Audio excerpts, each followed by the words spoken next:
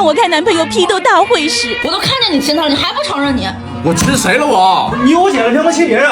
我不是出轨的男人一辈子倒霉。我哥，你这样做真让我恶心。你亲，我可都看见了啊！那流浪狗多不卫生啊！你是真上嘴啊你！是狗，是狗是吧？不是，哎呀，不是狗，喜欢小动物也不能亲啊！哎，这是爱护动物，你懂吗？